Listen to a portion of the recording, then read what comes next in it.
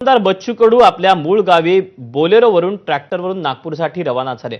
Bolero या ठिकाणी हजारो शेतकऱ्यांचा महाएल्गार मोर्चाला बच्चू कडूंना पाठिंबा देण्यात आलाय। यावेळी बच्चू कडूंवर जेसीबीद्वारे पुष्पवृष्टी करण्यात आली। बेलोरावरून सगळे ट्रॅक्टर नागपूरकडे कूच करणार आहेत। आज पहिला मुक्काम वर्ध्यात होणार आहे। उद्या 28 तारखेला बच्चू कडू यांचा कर्जमाफीसाठी हजारो शेतकऱ्यांचा नागपुरात भव्य मोर्चा निघेल। बच्चू कडू यांना 28 तारखेला सरकारकडून बैठकीचं निमंत्रण सुद्धा देण्यात आलं आहे।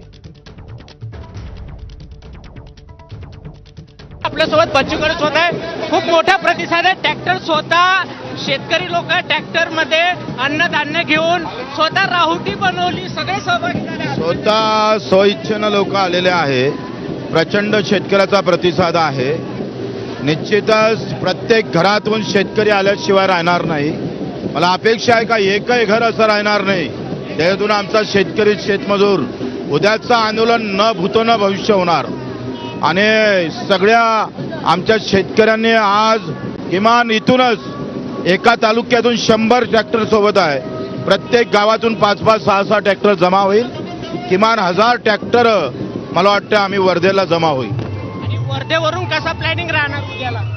उद्या आम्ही 9 वाजता निघू। आणि नागपूर संपूर्ण जाम होणार आहे कारण खूप मोठ्या संख्येने शेतकरी येत आहे। प्रचंड प्रतिसाद आहे। मला रोज फोन मेसेज, कोणी एसटीनं, कोणी रेल्वेनं, आपापल्या पद्धतीनं येत आहे लोक। सरकारनं तुम्हाला आमंत्रण सुद्धा दिलेलं आहे चर्चेसाठी। मागं बैठक घेतली होती पण ते वांजुटी ठरली।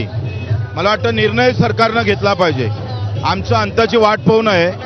तुमच्या धोरणामुळे पहिलेच शेतकरी मेला, आता आमच्या छाताळ्यावर गोळी मारू नये। आता उद्या जर चर्चा जर निष्फळ झाली तर मग पुढची भूमिका काय? आम्ही जेथपर्यंत कर्जमुक्ती नाही, हमी भाव नाही, माझ्या दिव्यांगाचे मेंढपाळाचे प्रश्न, मच्छीमारांचे प्रश्न सुटले नाही तर आम्ही वापस नाही। बघू शकतो की बच्चू कडूंनी इशारा दिलेला आहे सरकारला, जर शेतकऱ्यांची कर्जमाफी हमी भाव मिळणार नाही तर आम्ही नागपूर सोडणार नाही, अशी ठाम भूमिका बच्चू कडूंनी घेतलेली आहे। कॅमेरामॅन अमोल देशमुखचा प्रणय निर्माण, एबीपी माझा, अमरावती।